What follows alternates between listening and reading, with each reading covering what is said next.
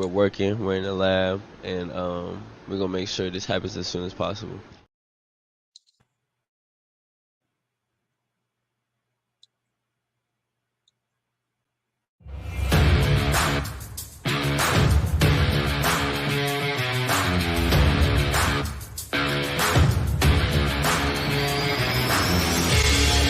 Welcome to an episode of the Sports Genes Into the Lab podcast, where sports analysts and experts dissect the latest news from the NBA and NFL, giving you a unique view on some of the hottest topics around your favorite teams. From the fresh field smells of the NFL to the hardwood courts of the NBA, and possibly your comfy couch for your fantasy football team. Let's see what kind of news the lab is working with today. Here's your host from the Sports Analytics headquarters in San Antonio, Texas, Ernest Silva.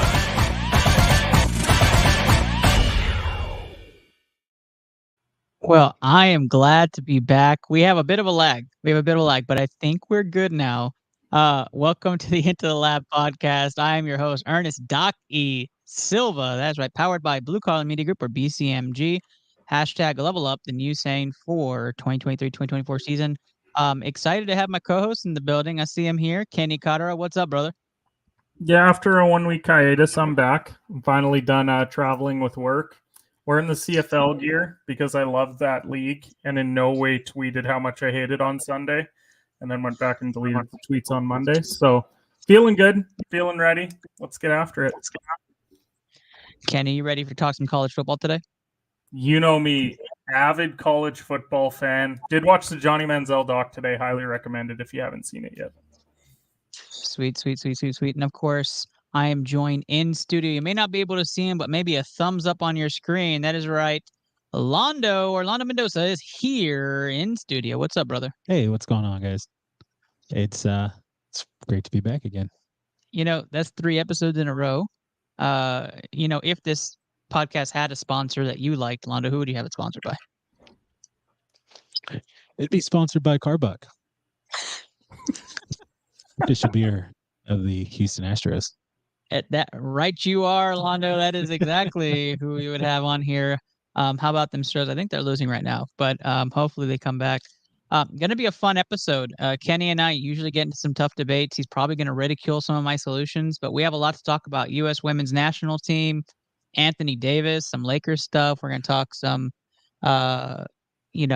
college football and how the conference is absolutely garbage. This whole conference restructure thing going. Whoa. Okay, yeah, that's a proper way to put it. Yeah. So I am very excited. So let's start things off with our first topics. Of course, before we get started, big shout out and thank you to all of our sponsors. BetUS, use code BCMG today. Get not only a bonus for yourself, but a bonus for our show. It goes right back to us.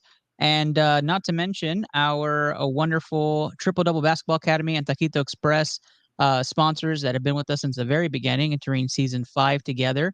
And I can go for some taquitos right now. Taquito Express sounds really good. Yeah, it really does. Open in San Antonio. Absolutely. And of course, Blue Collar Media Group. All right. Today, it's all about wide receivers. You tuned in last week. We talked about the quarterbacks. We talked about all the quarterbacks. We're not doing that to you today. We're not talking all wide receivers, but we are talking top 12. So your top 12 wide receiver ones that we believe are going to be wide receiver ones. I have my list. Kenny may not agree. I did add some people he may not agree with. And then, of course, we'll list our 3 dark horse candidates who may end up being a wide receiver 1 just by breakout this year. So we'll talk about all that. That's round number 2. Round number 3 is all NFC East. If you love the NFC East, you want to hear the NFC East, we are going to talk about who is winning that today and why. You'd be very surprised who Kenny picked compared to who I picked. So let's get started with news around the league. That's right, news around the league. If you don't know how we start off the show, it's usually talking about what's newest inside the news for the sports world. Let's start off first off with basketball. Team USA went up against Puerto Rico in a scrimmage and won 117-74. Kenny, any major standouts for you from the team? Not really. They should win by that much as people are making fun of the fact that this is a down USA team. which to me is bizarre because they talk about how there's bench guys, like they aren't all 6-man of the year candidates that are on this team. So USA even rolling out what would probably be classified as their B squad, still one of the very best in the world, and no surprise that they're blowing out Puerto Rico. Pretty crazy. Second largest victory in U.S. history against Puerto Rico. Kind of crazy stat. You know, when our A team played Puerto Rico 2 years ago, they only beat them by 24.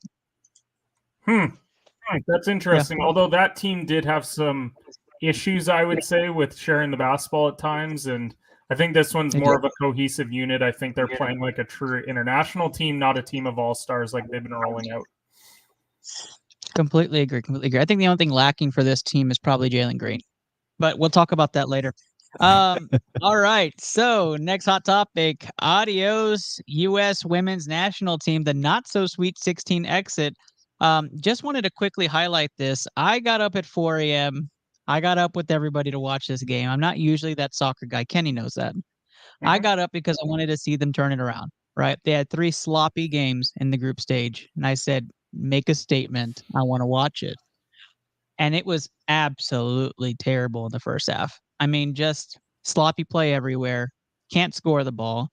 In the second half, they were much more aggressive, had opportunities, missed all those.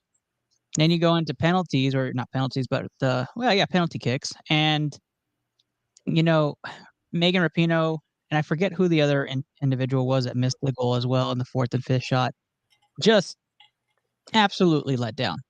You're leading in penalties. You have the momentum. And it was just a complete letdown. And, people might say there's some politics to it. There's, I think Frank has said, the wokeness with it, just kind of got sloppy. To me, I don't think the development has been there the last 6 years for the U.S. women's team. You've kind of seen this decline with the new regime change at the head coaching spot. And I was just not impressed whatsoever, again, with the U.S. women's team. And now they have the earliest exit they ever have. Kenny, did you watch the game first off? Second off, what are your thoughts? I mean, my thoughts are I don't fault Megan Rapinoe or anyone else on that team for wanting to be an activist. What you do off the field is one thing. I don't think that it's necessarily that they came in unfocused. I think it's a matter of I don't think Megan should have been on the team to begin with. I think that she's at the end of her career. Even Alex Morgan, I mean, she's 34 as well. She's starting to get up there. Canada got eliminated in the group stage, and I kind of thought it was the same thing where it's the old regime trying to hold on to the glory days because Canada was the team that won the Olympics. And then they still rolled out 40-year-old Christine Sinclair and thought that they were going to get some great results. So I'm fine with my athletes being involved in politics. You just have to realize that when you are, and you're on a team of that magnitude, that there is going to be some criticism that comes with it. People are going to call you unfocused, unprepared, whatever it is. People have interests on and off the soccer field. So again, I don't really have a major issue with that. I just think that this is a fairly unprepared group. They didn't look like they had the chemistry of years past. Rapinoe obviously missed some chances. When they were up in the penalty shootout, they should have closed that out and quite simply didn't. And that's something that we haven't seen. But also, we got to stop not giving credit to Sweden. Like Sweden was some bad team coming in. They were undefeated in the group. They're one of the teams every single year at the Women's World Cup that's tough to beat. And if you're not on your A game, then they're going to send you home. That's exactly what happened. Now, their goalie looked like Hope Solo. I mean, she was absolutely phenomenal. I don't know. I don't watch a lot of, soccer in general, but I know Hope Solo, and she was awesome. And watching their goalie, the Swedish goalie go, I mean, the Swedish goalie was an MVP. She was absolutely amazing. Yep. I did see in penalties that our goalkeeper, the American goalkeeper, called on herself as the 6th shot and shot that goal. Is that common? Does that happen? I think it is sometimes. I mean, the thing is, once you're past your top 5, then sometimes it's just who's the one that's been nailing them in practice recently. It happens in the men's game sometimes as well, where sometimes you just don't have great defensemen or even defensive midfields that are great penalty takers, and goaltenders are. So I don't think that it's entirely uncommon for it to happen. Well, there you have it. Both of us disappointed. Both of our teams. Yeah, sorry, Canada got kicked out in the group stage. Very disappointing. The U.S. women's team doesn't advance. That really sucked to be up, and I was really like fist pumping when we were up in penalties, and I was like, "Oh man, yeah, Team USA, it's gonna be a great day." And nope, disappointed. I guess next time, ladies. But we move on to our next topic, and this is a fun one. We're going to talk a little football now. Dalvin Cook, you love me not. Dalvin Cook has an offer on the table, guys. The Jets said, "Here's the offer. Sign with us. Let's roll this. Let's make the Super Bowl. You and Aaron, the rest of our team, we can do this." And he does not sign it, and he leaves. And he's been in Miami since, and Miami has not offered him a contract. And New York is like, "Hey, what are we doing?" Mm-hmm. So Kenny, to me, it seems like Dalvin's made up his mind. Like he wants to play in Miami, and that's pretty much it. But as a fallback, I guess I'll play with the Jets in this situation. I don't see. The Jets to me are more appealing. Like that's the better offer. You think that they're more appealing? I think that they're far less appealing. I think he has a better chance. Breece Hall, Michael Carter are already there. Obviously, when Dalvin comes in, like if he were to come in, he would be the number one, but he would be competing for reps with Breece Hall because prior to his injury last year, he was a very good player for them. And so I'd be a little bit concerned there. Miami, the thing about Miami, and they're kind of doing what a lot of the other top teams are doing, they're just kind of rolling out split backfields. You got three guys that are all taking even carries. I do think that if Dalvin comes in, that becomes more of a 50-25-25 split, but I don't know. I don't know why anyone would want to pay premium money for a running back right now. I understand that he's got an offer on the table, but Dalvin also has an injury history. We can't forget that. He has been good the last couple years. It was more so very early in his career that he dealt with those injuries, but I just wouldn't be paying a premium for running backs, which is kind of what the theme of the summer has been, that running backs are upset that they're not getting paid what they feel they're worth. I think for me, it's more appealing because you get to play with a proven quarterback like Aaron Rodgers and make a run, right? And there's no pressure. And if Breece does get injured and he turns into this injury history type of player, all right, I'm hoping he doesn't, but let's say he does. Yeah. Dalvin's there to take the workload. Like I think he's better than Michael Carter. So same could be said for Miami though. Raheem Mostert's kind of their back there, and he's got an injury history as well. So I do think that there's equal opportunity if we're going down the injury road of like potentially who's not going to play a full schedule. Breece at the very least doesn't have the miles on him that Mostert does. His was just kind of that early freak injury, which Dalvin had as well his rookie year, and then he figured it out after that. So I just think that maybe a bit of a better opportunity there. The key for Miami is obviously Tua. Can he survive a full schedule? But we don't even know what Aaron Rodgers is going to look like either. Right. I guess if I had to choose him now, I'm picking Aaron over Tua from a history perspective. And so for me, the Jets are more marketable, and they got I think they have the better defense. They've got a top 5 defense. So Miami's is up there as well. I think that, and I think you can even see it in the betting lines that the Jets and Miami are on the same over-under win total, because I think Vegas doesn't even really know what to do with these two, because both really good defenses, both plenty of weapons on offense. Tua played like a top 5 quarterback when healthy last year. Can he do that over a full schedule? And I think that's why they're pretty divided on it.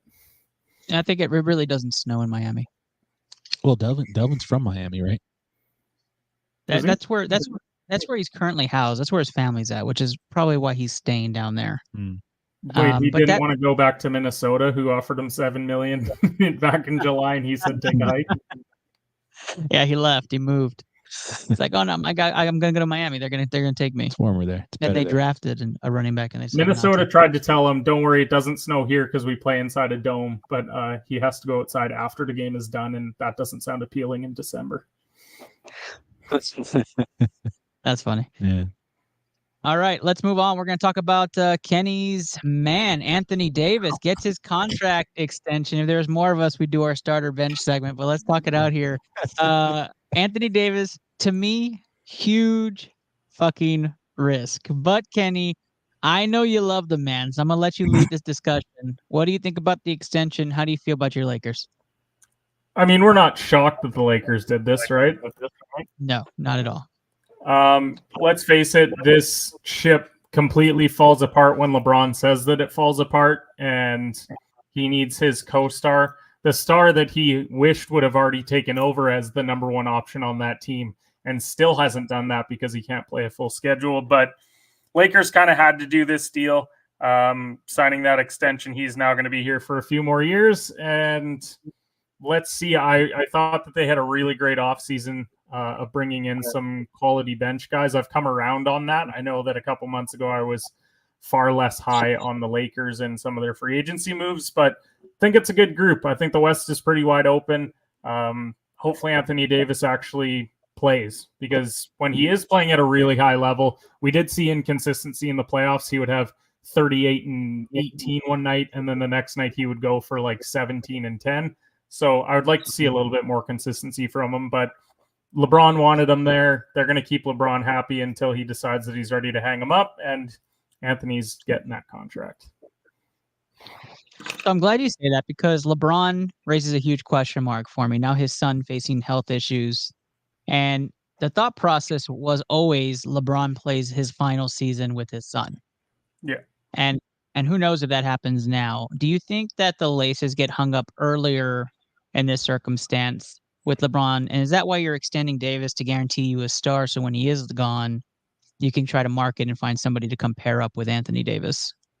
Yeah, I think it is a little bit of an insurance policy, although I don't know what the market is for going to play with Anthony Davis. I think that there's probably 5 or 6 other guys that are much younger that you would probably prefer to go and play with and actually play in some pretty good basketball markets. So obviously the appeal is you get to go to LA.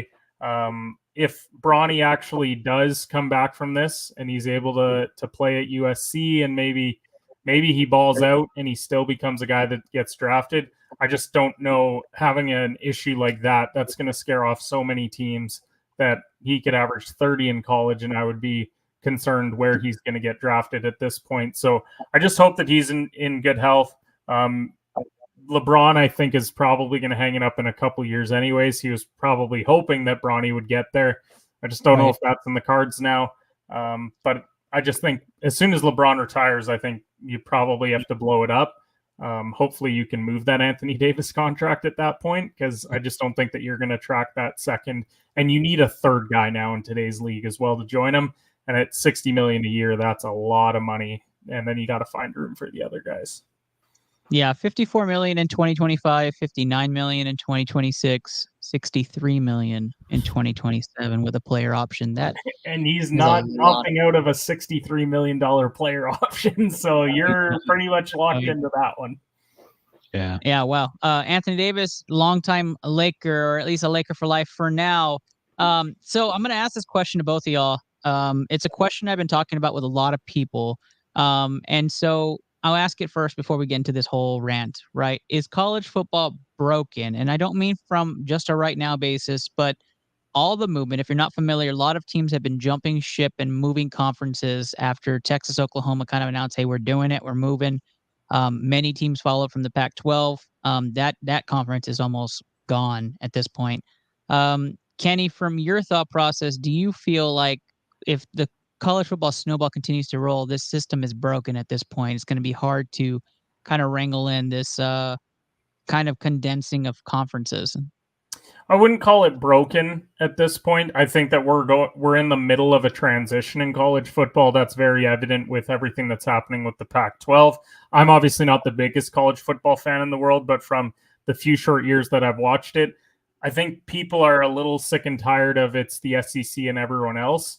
And I think that everyone's just trying to beef up that schedule because they're sick of knowing that when it comes to the college football playoffs, 2 of those spots are reserved for the SEC, and the other 2 are going to probably the Big Ten winner. And then you're looking at one of the ACC, Pac-12, Big 12, whoever it is that gets in. So I think that it's just teams are realizing that, hey, if we're actually going to start competing, we got to make our schedules tougher. And that's not going to happen in the current climate because the Pac-12 has been down for a couple years. Big 12, even to an extent, was very up and down over the last couple of years. So I think that it's just teams trying to evolve, knowing that they were in a pretty bad spot, knowing that 2 of Alabama, LSU, Auburn, Georgia, 2 of those teams were getting in, and then you're fighting for scraps. So I don't think that it's broken. I think that we're just not through the full transition of what it's going to look like. Yeah. And so for those who aren't familiar with the situation, a couple of things happened, right? The Longhorn Network happened, started some media issues. Is where the conference kind of conflict started happening between Big 12 members. And then the media deal happening in the Pac-12 caused all sorts of issues, fell through, and so now you have 8 teams jumping ship, right? And the Big 12 was gainers from that. But let me kind of walk you down this. So right now, it's really the Big 16 in 2024. That's what you have. The Big 12 is turning into the Big 16, and the Pac-12 is turning into the Pac-4 as of right now, right? There's four colleges left. And Wow. that's really tough. That's really sad because the only teams that are left, or the only schools that are left, are Cal, Oregon State, Stanford, and Washington State, right? So, Who's even worth a damn out of them? Is it just Stanford at this point?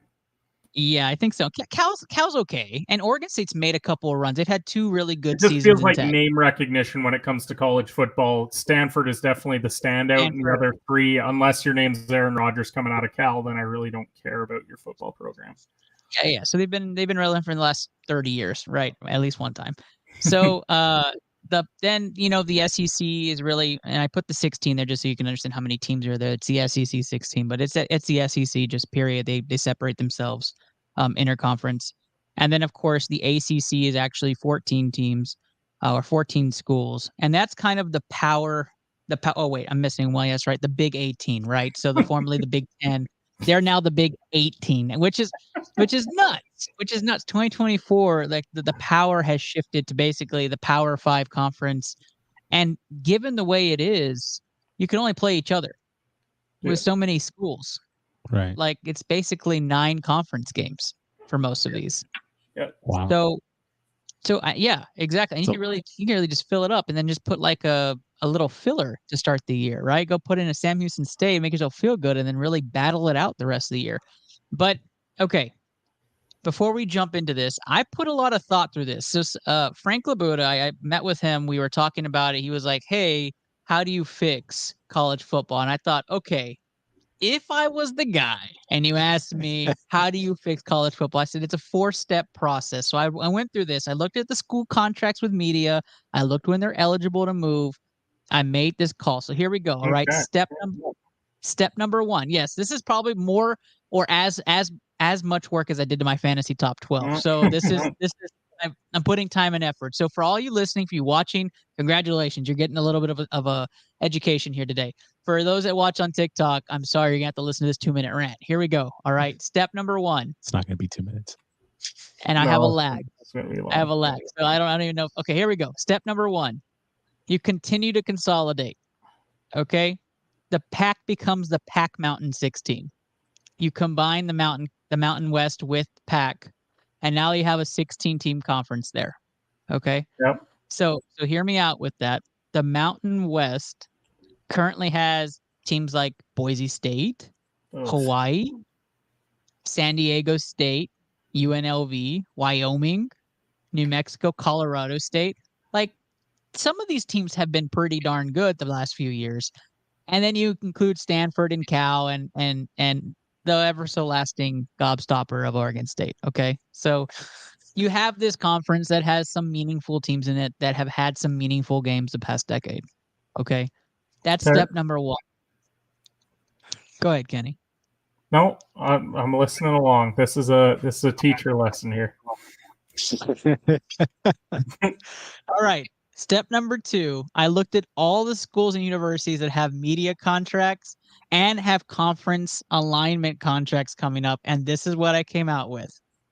You incentivize and realign as the NCAA 6 schools. All right. Minnesota and Penn State moved to the AAC. UTEP and Louisiana Tech moved to Sunbelt, and Buffalo and Northern Illinois moved to the ACC.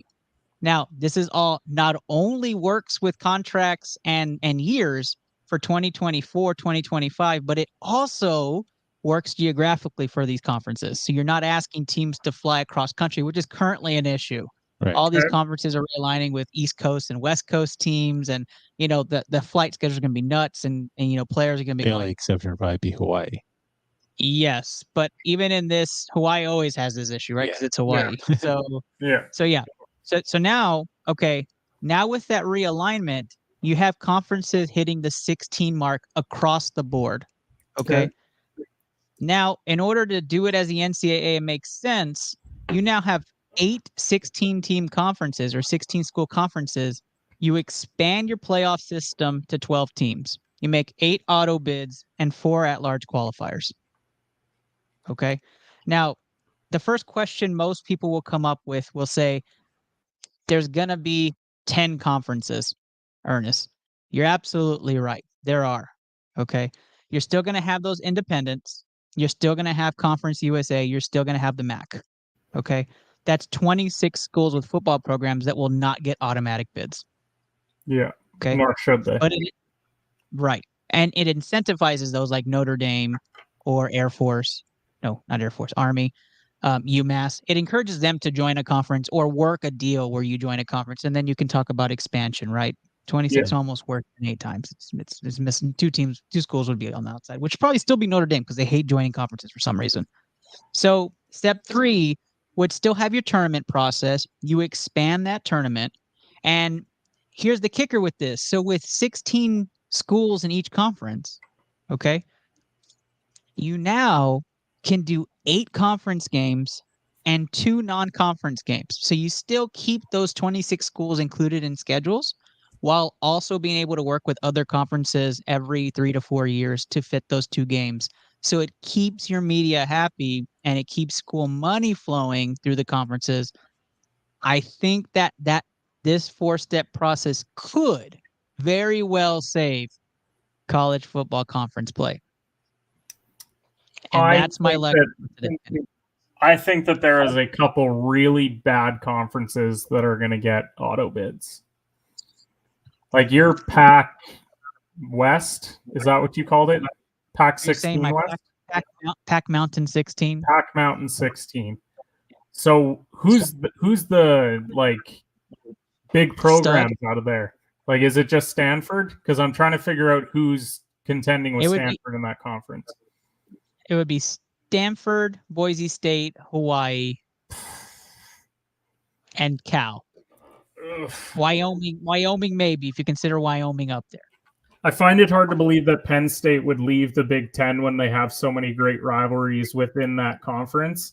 Maybe it's a different team that moves there. Maybe it's a Nebraska or somebody. I don't know. But I just think that there's a couple of really bad conferences there that are going to get auto bids in. And I honestly, I would almost prefer it if you had 6 conferences get auto bids and 6 non-auto bids. So then if Stanford goes undefeated in that conference, then I feel a lot better about them getting a playoff berth because at the end of the day, they went undefeated. Then if they have 1 loss and we're looking at their schedule against an SEC 2-loss school, then we can have a serious debate there. I don't mind some of the other ones that you had. I don't know if programs like Buffalo or Northern Illinois are big enough for the ACC, but again, if we're looking at this as we're going to actually make it 8 super conferences and try and make this thing work, then the potential is definitely there. But as I said, I'm not the biggest college football fan. I would assume that fans of big programs that are only getting 1 auto bid, despite the fact that they're probably playing a significantly tougher schedule, could cause some issues. Honestly, I thought you were going to shit all over this, so I'm actually okay with your answers back to me. I will say this, and Fosh, you were in the comments, and I like it, right? If you're the NCAA, you're just going to these programs, and you're right. You're trying to get them to work interconference, and maybe with a foolproof plan that, you know, you're going to restructure the tournament. There's money to be made. You try to make it. You could try to money talks these conferences. What I also wanted to say, Kenny, in that restructure for the tournament is that the 8 auto bids are not the top 8 seeds.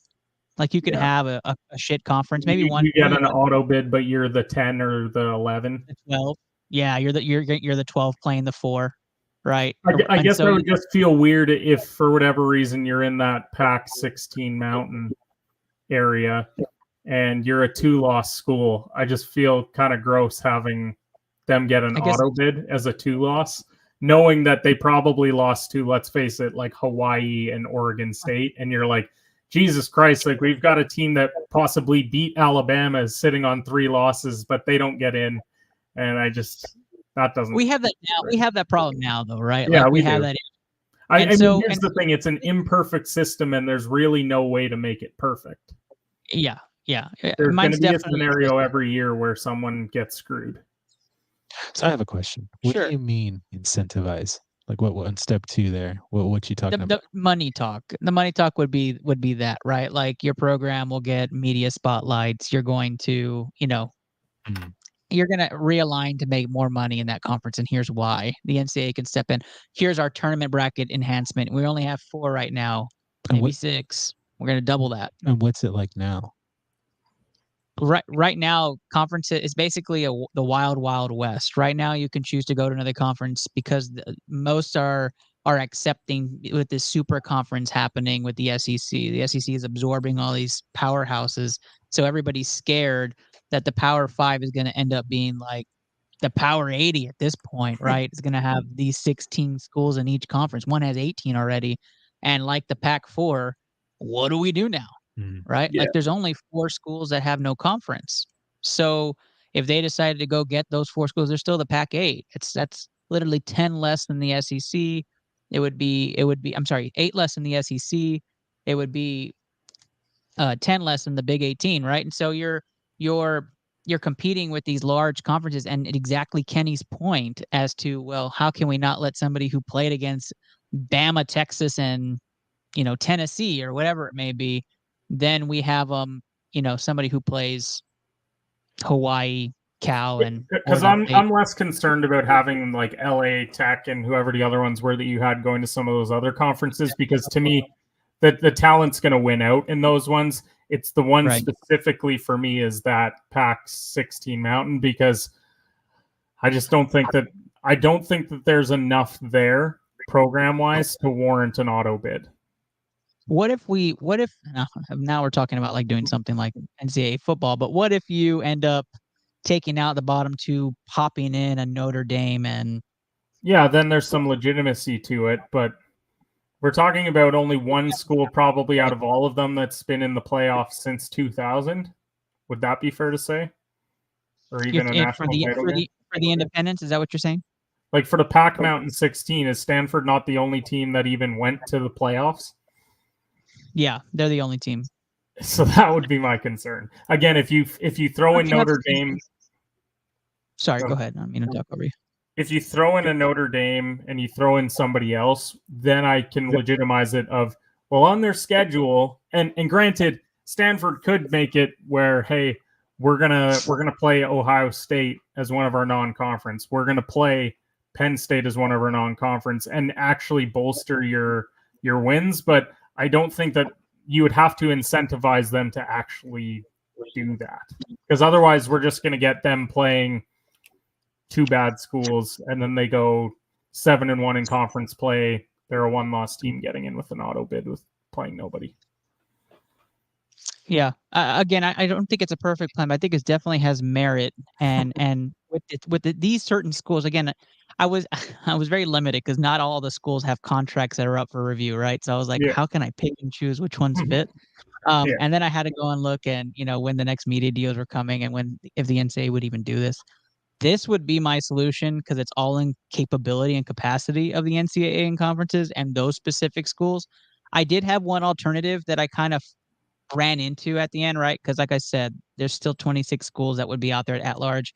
I thought, where can I plug in Notre Dame? Where can I plug in, a couple of these independent schools that can make 16 and make like a 6 of them or 8 of them? Then I just thought that's going to get complicated and they'll never convince them. And there's No. a reason why they like to keep flexibility with their schedule. And Notre Dame doesn't like to be held down. So there's They a like lot to go and get steamrolled by Ohio State instead. yeah, exactly. Exactly. That is my 2 cents on the whole issue with the conferences. If you have questions or you have any comments, please plug them in there. I would love to hear what your thoughts would be on solutions for college football. Again, not something we always talk about on ITL, but I think it merits some discussion as that's the pipeline, right? That's what comes up to the NFL. So we have to know what's happening in those conferences and where this talent's being developed. So great stuff happening there. I can't wait. We're going to talk fantasy football. We're going to talk wide receivers right after this commercial break. If you're listening, you're going to hear a lot of music, which is going to be our stream team. The BCMG stream team has tons and tons of talent. Twitch.tv, you can find some of our captains like the Holy Man, Coach Peanut, as well as Mama Bear 1920, and Facebook Gaming. The rest of the team is on there. Go check them out today as we transition to round.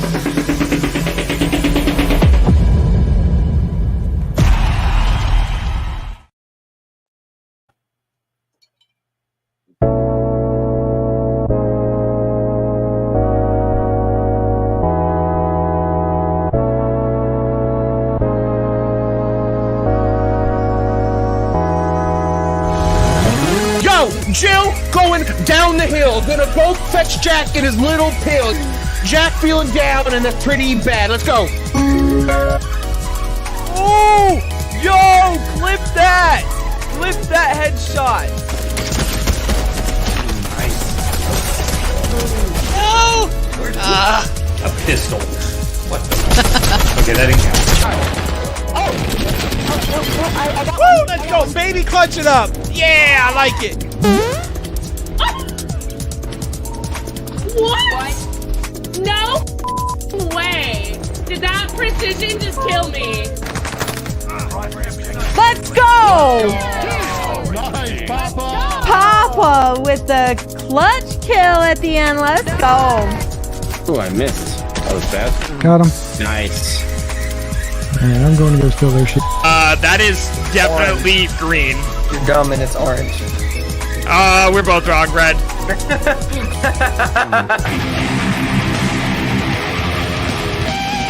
I could get that solo if I tried it a couple times, but we'll come back to it. I'm fucking dick right now. Holy shit. Like, I fucking suck right now. Yeah, I can tell.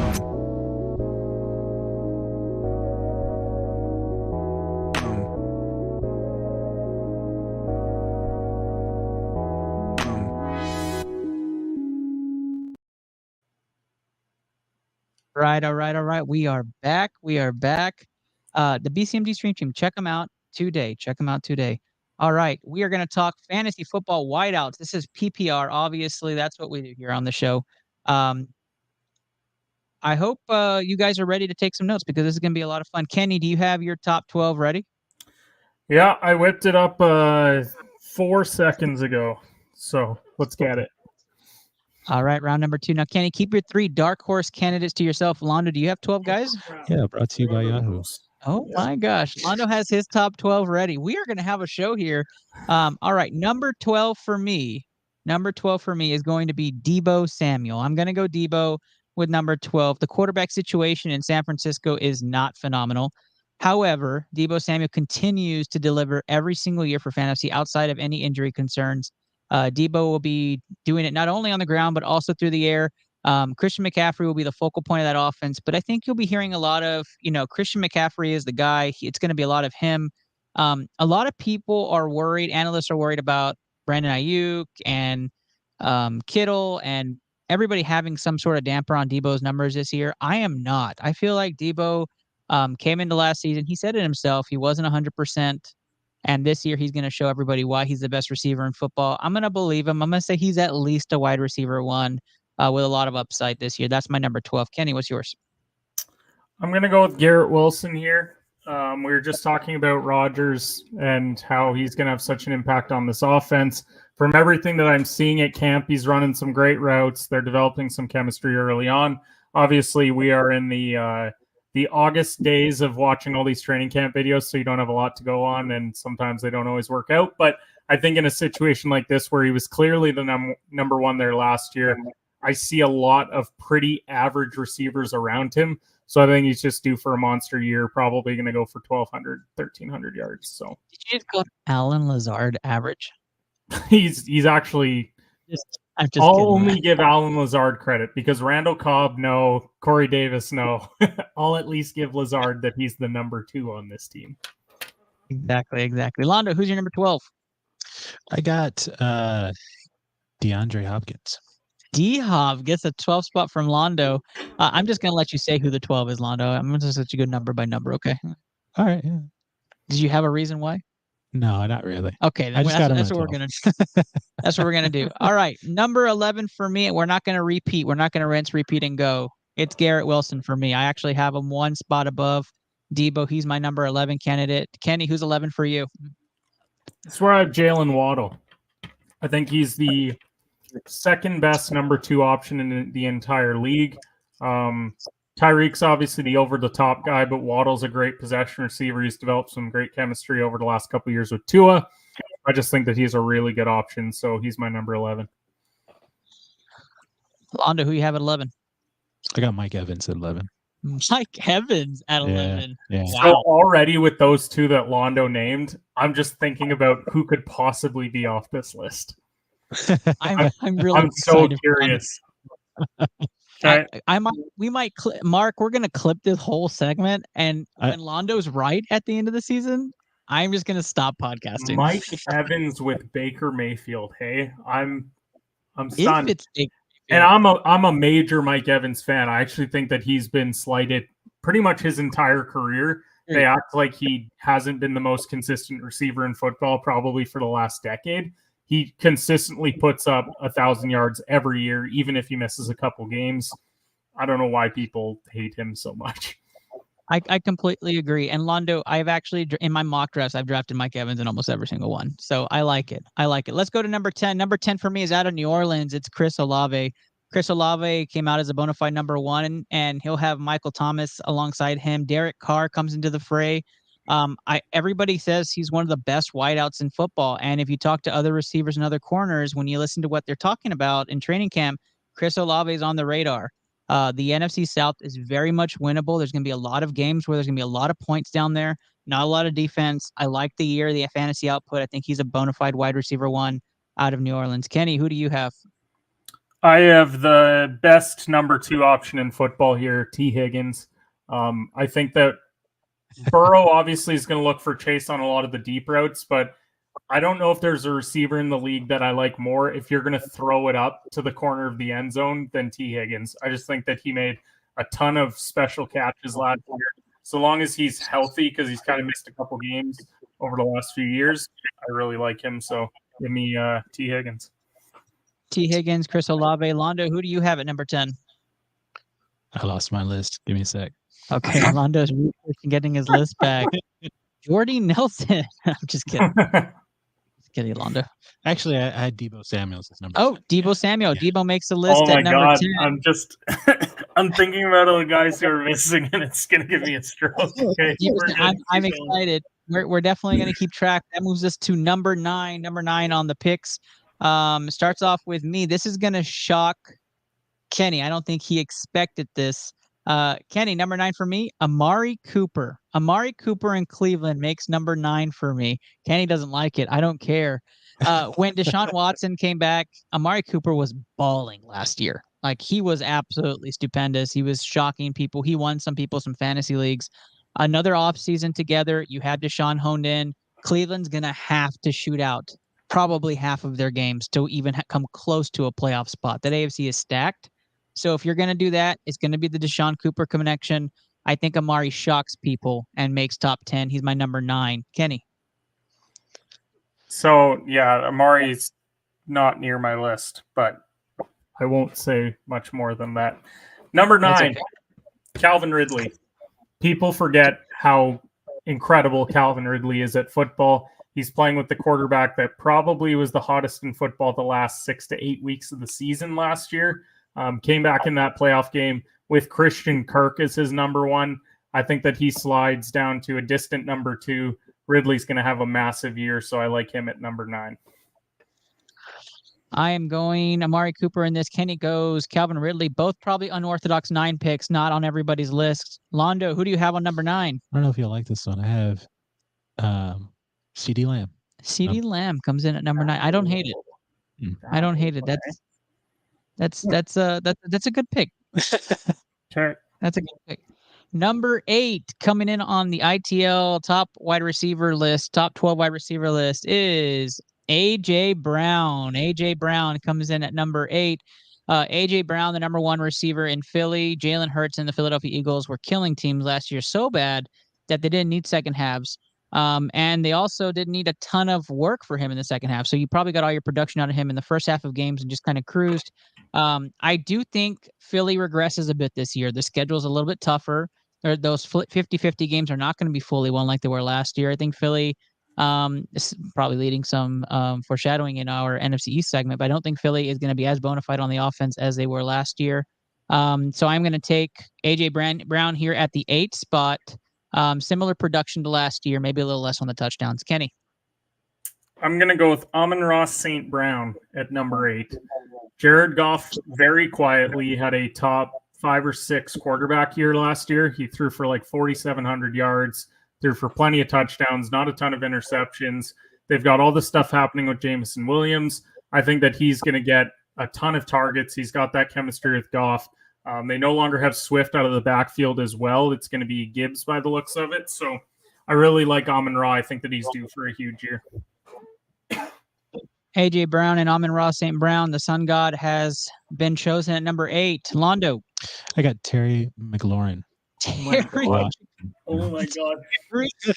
You literally picked all receivers that I don't have in my top 12, and it's giving me anxiety who's going to be missing from your list. This is crazy. I love this list. I mean, I oh might my screenshot. God. I would be so stoked for your list if this was 2019. Oh my God. 2020. Like, Londo, I'm excited. Number 8 for Londo's McLaurin. So Brown, St. Brown, and McLaurin make our number 8s here at ITL's top 12 list for fantasy wide receivers. Let's go over to number 7. Number 7 might shock some people, some listeners. Don't worry. He's still going to be productive, but it's Cooper Kupp. Cooper Kupp comes in at number 7 for us. I like that. Probably a little bit lower than what Kenny probably has Cooper Kupp at. But for reasons like this, he's already hurt. And we don't know if Stafford's going to be back to prime Stafford or Super Bowl Stafford or last year's Stafford. And I think if you're already hurt and you get last year's Stafford, it's a recipe for disaster. It's going to be a tough year. He's still going to be productive, but it's going to be a tough year. Cooper Kupp is way too talented to be average, so he'll be above average. Why he's in my top 12. But why you shouldn't shy away if you have a top pick to take him, because the upside is that he's wide receiver 1. And that is why you take a Cooper Kupp. But Kenny, I'll go with you. Who's your number 7? I'm going with Stephon Diggs at number 7. Sure. There's been a lot made this offseason of kind of how Diggs has been a bit of a diva. He wasn't thrilled last year, I think, with the production that he got, especially in that playoff loss when they lost 27-10 to Cincy. I just think that maybe there's a bit of trouble in paradise in Buffalo. Now, he still is Josh Allen. He still doesn't have a number 2 around him. So I still think, even if you would consider this a down year for Diggs, he's going to be like 1,200 yards and 8 or 9 touchdowns. But I've got Diggs a little bit lower than probably most people do. Awesome. Stephon Diggs makes the number 7 spot for Kenny. Londo? You already called him out. A.J. Brown is my number 7. Number 7 is A.J. Brown. Kenny, a little less anxiety? Yeah, he's on my list. Gosh. Wait, me or A.J. Brown? A.J. Brown.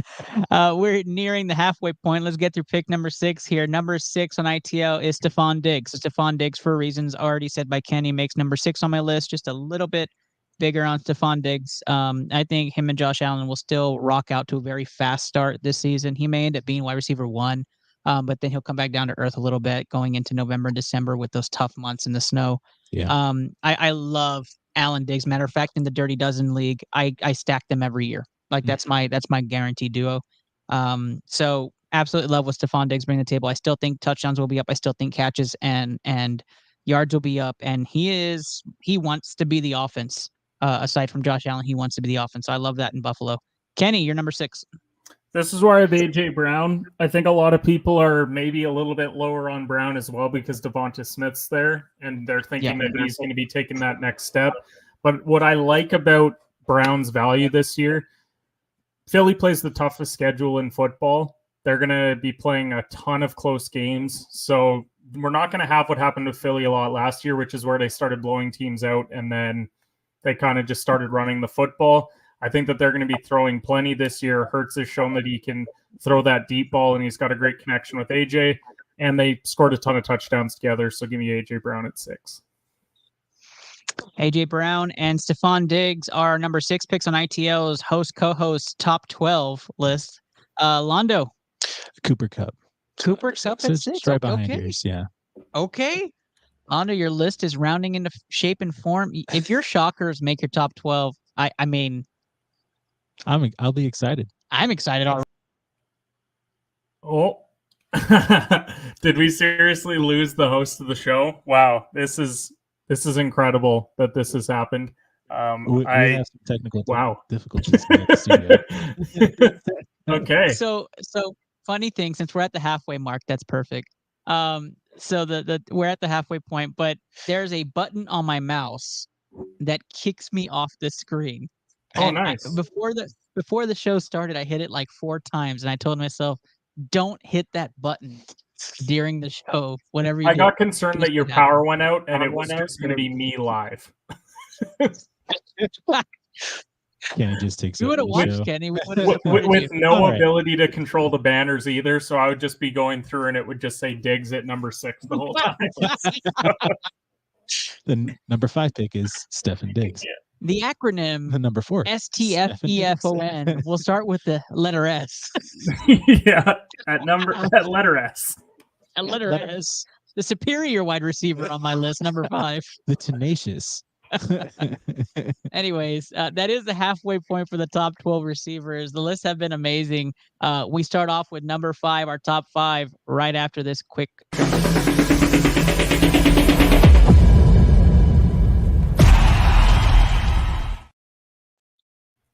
All right, we start off hot and heavy here. Number 5, ITL's list, CeeDee Lamb cracks the top 5. I don't care what the Dak slander is out there. CeeDee Lamb is going to be productive. He's going to be brilliant. And going into one of his prime years and one of his contract needing years, he's going to be absolutely phenomenal.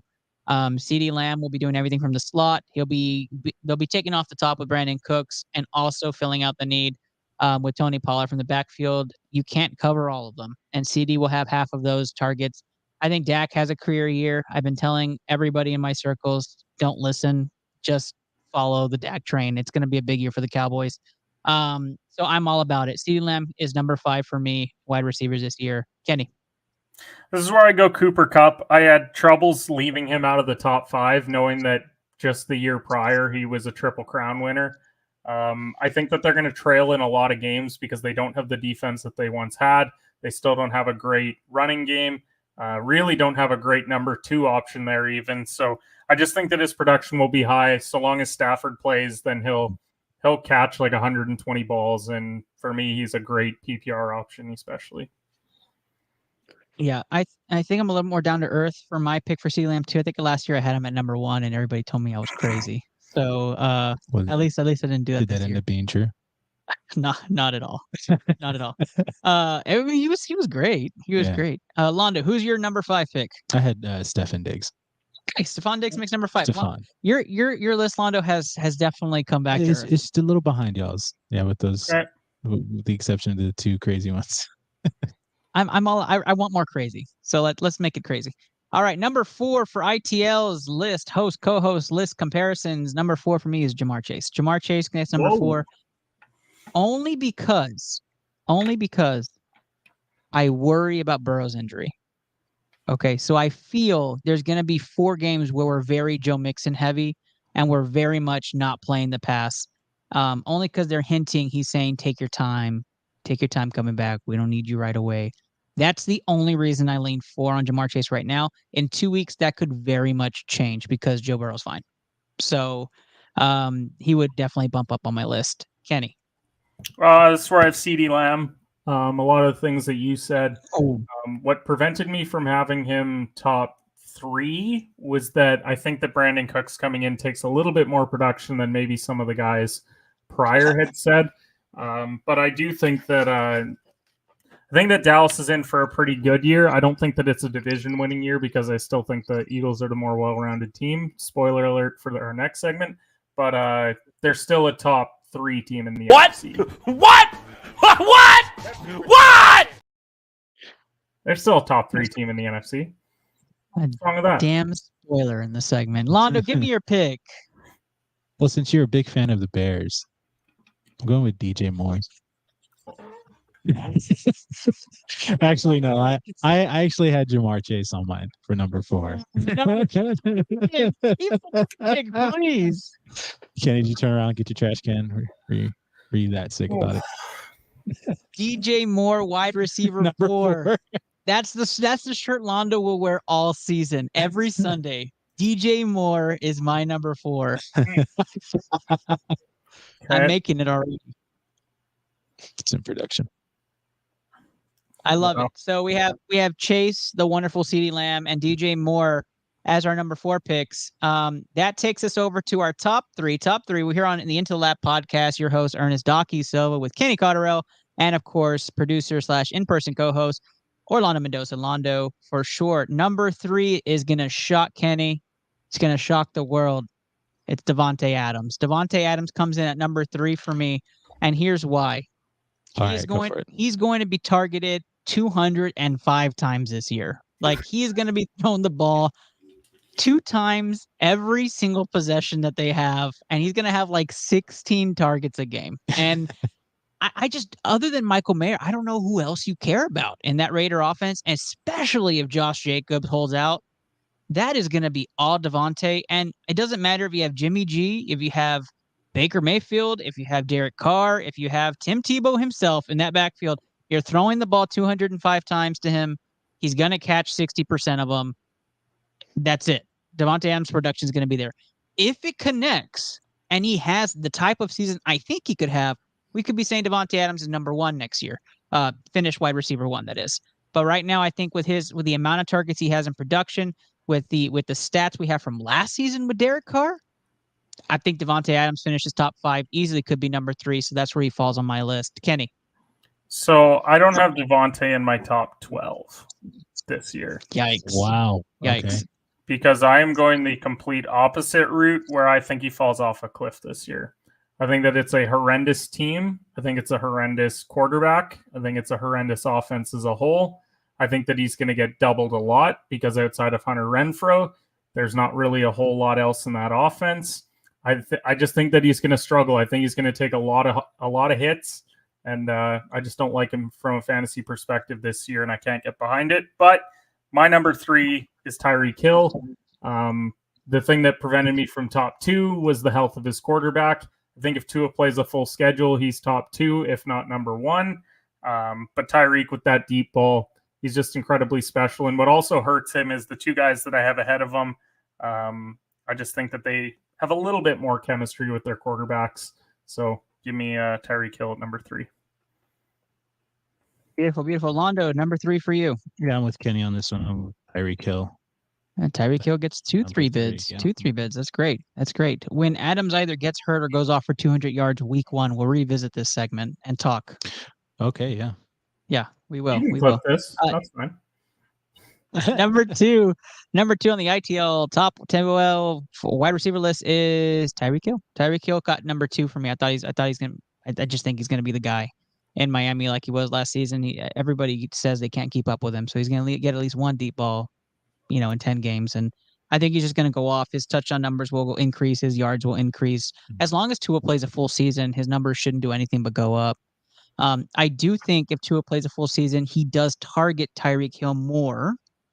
And I actually don't have Waddle in my top 12 or T. Higgins. So that was kind of my shocker for my top 12 list. And so I'm excited to see what Tyreek Hill does with a fully healthy Tua on a contract year. Kenny, number 2. My number 2 here is Jamar Chase. I actually think that this is Cincy's year where they go back to the Super Bowl again. They had the tough loss to the Chiefs last year. As much as I love Higgins is kind of the guy that I see catching 5 or 6 balls for 120. I think that Jamar Chase is the guy that catches 10 or 12 for like 160 yards. So I think that the targets are there. The touchdowns are always there with Burrow, so long as he stays healthy. Once again, as it is with every other player, I really like Jamar Chase. Beautiful. Chase gets a high bid from you. Hill, Chase, and Londo. Justin Jefferson. Justin Jefferson at 2. I am much intrigued at number 1, and I think I know who it is on his list, and I am very excited for him to go off. I'm going to have it ready. But Hill, Chase, Jefferson, I don't think we have to hash this out. Number 1 for Kenny and I are both Justin Jefferson for obvious reasons. It should be. Jefferson's going to go off. Oh my God, who do you have number 1? introduction. Oh, let me get it ready. You want to know my number one pick? Let's hear Nico Collins. It's Christian Kirk. No, I'm completely kidding. It's Devontae Adams, number one. Devontae Adams, number one pick for Londo. Doesn't crack Kenny's top 12, number 3 on my list. Devontae Adams finishes number 1 on Londo's list. I kind of figured that was happening. I saw the grin on his face as I was telling you what your number 1. Oh yeah. So I kind of like it, but let me circle back to Justin Jefferson. Kenny, Jefferson's your number 1, correct? Yeah, big time. Okay, I want to make sure I didn't speak for you. But Justin Jefferson is gonna be the guy. He's gonna be targeted a lot. They brought in a rookie now. You're relying on Osborne and Addison. Addison, yeah. It's gonna be the Jefferson show. No Cook, so it's gonna be very interesting. I think Madison does great. I'm looking forward to that. Hawkinson in this offense after having an offseason is gonna be great. The only thing that Jefferson needs to do is get in the end zone more, because I think he only had 8 last year, which is very surprising for a guy that was targeted. I think it was 184 times last year. That's nuts.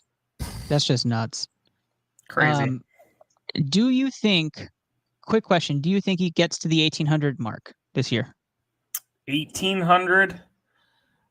I find that hard to believe for the reasons that I just said, like because he doesn't have Thielen there anymore. I do like Osborne and Addison quite a bit. Like I think that they're good young receivers. I'm glad that they didn't bring Thielen back, but I just wonder whether you got a bit more tape on the guy. They also played a lot of really tight 1-score games last year, and he made some all-world catches. So I'm interested to see how that goes. Agree. Before we talk about our dark horse candidates, just want a reminder to everybody out there, next week's episode is an actual live draft. You get to see the Elite 8 of ITL draft live here. It'll be just us literally doing a draft on the ESPN draft. It's an 8-man league. It is an 8-man league. That's why it's called the Elite 8. It's going to be interesting. It is a 2-quarterback league. So it is. How'd you come up with that name, Einstein? No, I know, right? I know. I couldn't think of anything that might rhyme with elite. Who's in the Elite 8? Who's in the Elite 8? Londo asks. That's a great question. We will go revisit that at the end of today's episode so we can get them all kind of hyped up. Right. We can do a segment with Mark and have it clipped. But yeah, let's come back to that and let's talk about the top 3 dark horse wide receivers. Those dark horse names to draft. I'll start this one off and just name all 3 on my list. Kenny, if you have 3, we can do that. Do you have 3, Londo? Okay, it'll just be you and me, Kenny, for this one. Let me start off number 3, George Pickens. I think George Pickens can sneakily have a great season and pass up and be the number 1 in Pittsburgh. And like Cleveland, Pittsburgh will have to throw out of a lot of games in order to win. Mike Tomlin, I know you've heard it on every outlet you've ever imagined, has not had a losing season. They don't have a favorable schedule, and it's going to be a year to remember if he actually finishes 9-8. So George Pickens is my 3. DJ Moore at number 2. That is the guy to watch out for. DJ Moore. I do think that Fields takes that leap this year. Everything you hear out of training camp and out of analysts who go in person have stated he has taken some sort of step. He has looked more progressive in the pocket. I'm hoping that's true. I think Justin Fields has a big year, and so DJ Moore would as well. DJ Moore is a true number 1 option for him. DJ Moore is my second one to watch. Number 1, obviously, Calvin Ridley.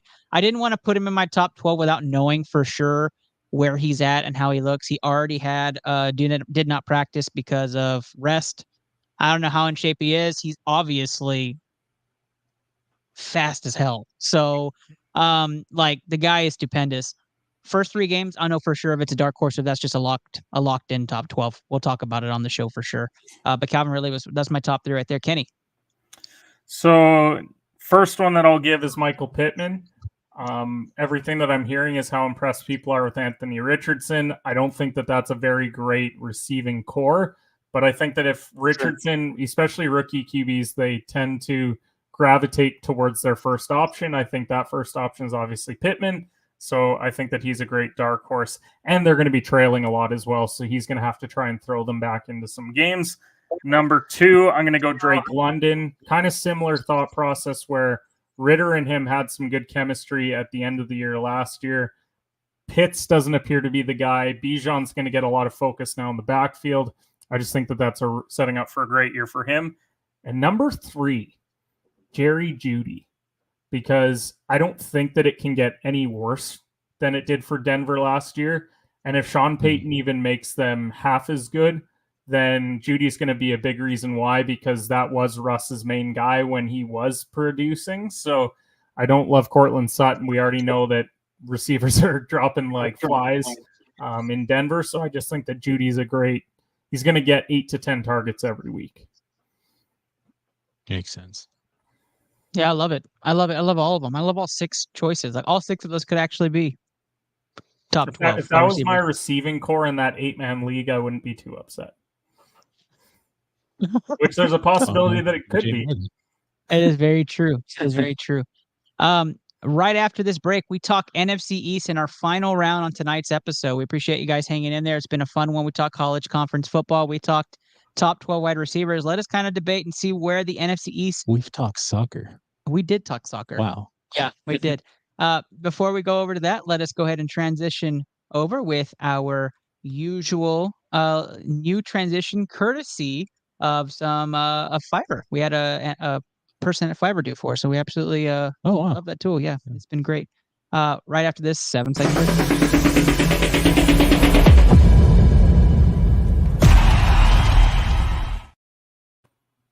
All right, the Twitter X poll discussion has been happening, and you guys have spoken. You guys have answered. Let's take a look at the poll and find out where it sits. Who wins the NFC East this season? Right now, 56.8% or 57% of you believe the Eagles will win the division, with 20.5% of you believing it's the Cowboys. Kenny, I know you lean this way too, so why don't we just start there? You have the Eagles winning the division. Yeah, I do.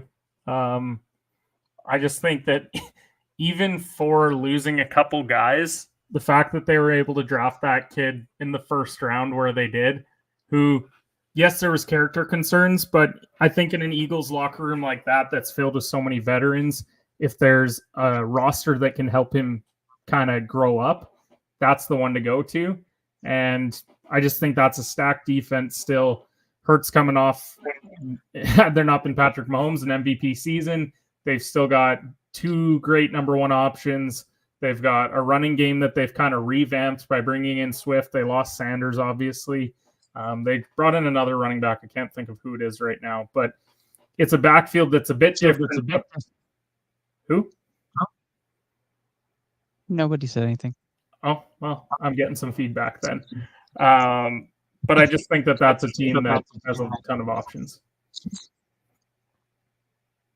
I mean, you're absolutely right. I think they're just as talented, if not more talented than the Dallas Cowboys. For me, it's the Dallas Cowboys. So, I mean, that was going to happen, right? Yeah. I'm obviously very much not biased towards the Cowboys. I absolutely think that they're a great team. I don't really study that division too much. I hear great things out of Oxnard and when Dallas has, outlets, but the Dallas Cowboys on paper are a very, very good football team. The addition of Brandon Cooks, hopefully a healthy Tony Pollard, and this reigniting of Dak Prescott, the leader, along with Stephon Gilmore, and the defense being stout, probably best defense in the league. I'm going to take the Cowboys in this division. I went through the schedules. I did the projections between both teams. They have the same win total, in my opinion. So it could really go either. Does have the more favorable schedule. I'll give you that much. As I said, the Eagles' toughest schedule in football. They do, and I do think that the Cowboys will lose games that they shouldn't. But I also have them winning a game or two that they shouldn't also. And so it kind of got me back to the same place with them, with Philadelphia, which is 12. I have them both at 12. And so it'll be interesting to see what games Philly or Dallas drops along the way and what the head-to-head comes out to. And I like Dallas. Think it comes down to those Washington and Giants games. If you go 2-2 over that stretch, then you're losing ground. But if you go 3-1, then I think you're on par. Because we all know that there's that division game that's weird. You go in to play the Giants or you play Washington at home. You don't quite have it. It's a team that you see twice. you lose a game. Philly had that happen last year to them. So I just think, I mean, it's very clearly a 1A, 1B in this division. As I said, despite the fact that I don't have Dallas winning the division, it's not like they're a distant second. I think that the Eagles are going to go 12-5. The Cowboys will go 11-6. They're going to be right there. The only other team in the NFC that I even consider on the same level as them is San Francisco, and it's going to be a bad conference this year. Yeah, I absolutely agree. We have breaking news, Kenny, that just happened on ITL. The Astros win with a grand slam walk-off in Baltimore.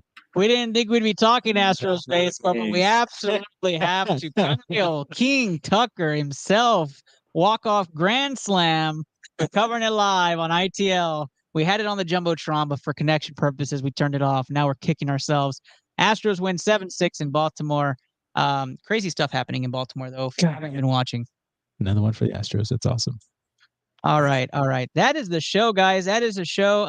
I think, Londo, you said you chose the Cowboys also, correct? Yeah, although I don't disagree with Kenny. And we have Washington at the bottom, I'm assuming. Yeah, absolutely. No. Do the Giants make the playoffs in the NFC? 1 second. That's a good question. So I'll give you my rationale. I think that the NFC South is only getting one team. I have the same NFC prediction. West has the potential to get 2. Same prediction. The NFC North could potentially get 2. Same prediction. And then you get 3 out of the NFC East. I have the Giants outside by a game. 2 games. 2 games? But so who's ahead of them then for you? I mean, we all know my NFC North is a little wonky. But if I do have 2 out of the NFC North, both winning 11-10. Bears, Lions for me. Okay. Yep. I have the Falcons coming out of the South, which most have the Saints, but I have the Falcons coming out of the South. Mm-hmm. Okay. So that's a difference for most. Niners and Seahawks out of the West, Cowboys and Eagles out of the East. Pretty standard for most. See, and for me, I actually think the Giants get in, and I think that we see only one team out of the North. And it could be Detroit, it could be Chicago, but I just think that it's one or the other because Seattle, the fact that they get to play Arizona and LA twice, that's massive. And I think that they could still split with San Fran. Like there's a potential for them to go 4-2 in the division. Whereas I think you're kind of going to trade bad losses in the North because there's so much not quality in that division. Like you're basically relying on Jared Goff to win you important games. You're relying on Justin Fields, or you're relying on Jordan Love, or Kirk Cousins to win you important games, and that's just a gross thing to think about.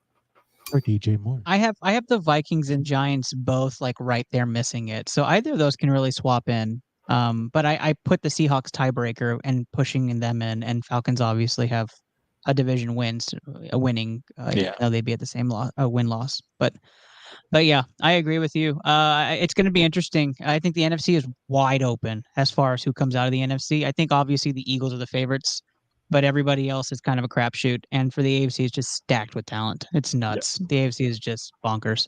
But that is our show, guys. Thank you so much.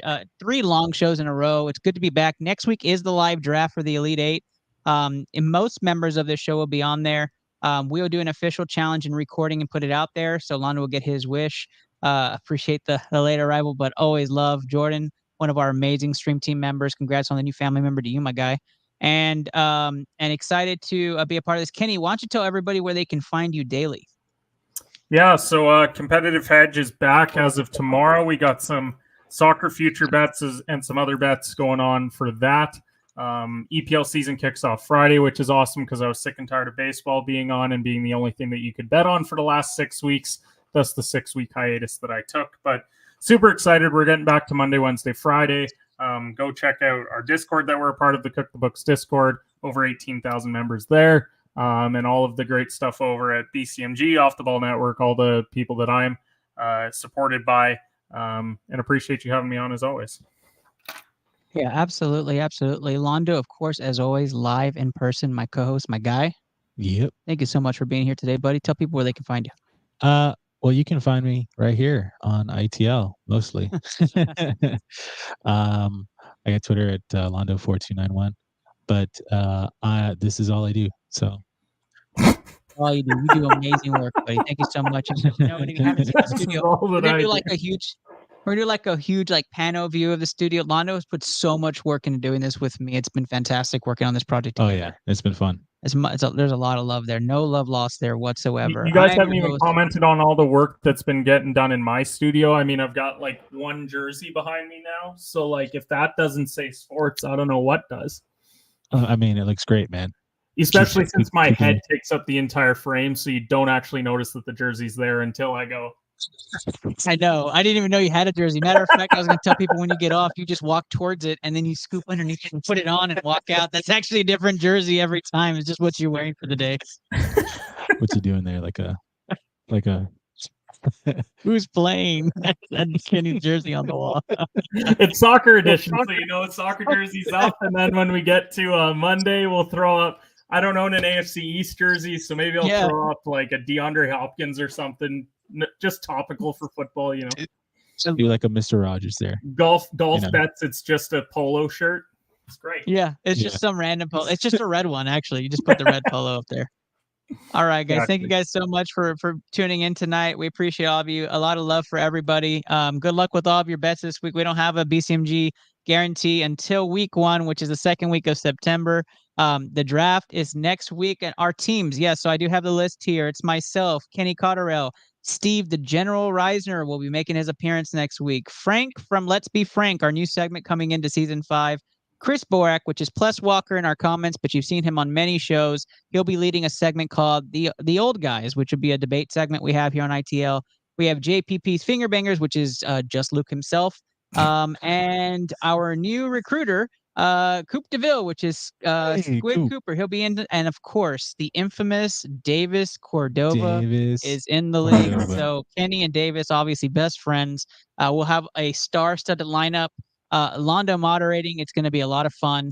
And Londo will compare it to his top 12 list on the receivers taken. Oh, it's going to be fun. And giving his grades and analysis real time. I'm excited. I'm very excited. We'll see you guys next week. Thank you so much for being a part of tonight's broadcast and live event.